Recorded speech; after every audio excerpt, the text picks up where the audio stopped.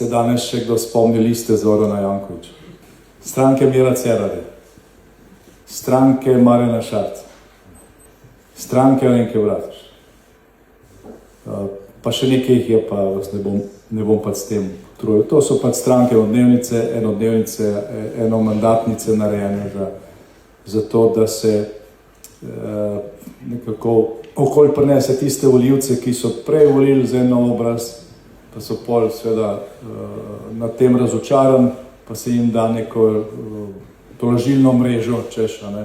Vsi so isti, zdaj se vidite, žal tudi ta, ki smo ga prej podpirali, ramo je nekoga novega, in se potem ustanavljajo tako kot gobe po dežju pred volitvami. Včasih jim rata bolj, včasih manj. Del volivcev vedno naseda na take trike, ne samo pri nas, tudi kje drugje. Pri nas mogoče nekoliko nadpovprečno, zato ker je to tudi neka strategija zadaj. Strategija tistih, ki pač se nikoli niso sprijaznili s tem, da je Slovenija postala samostojna, da smo jim razbili njihovo ljubo Jugoslavijo, ki je bila njihova intimna opcija, Slovenija pa ni bila njihova intimna opcija.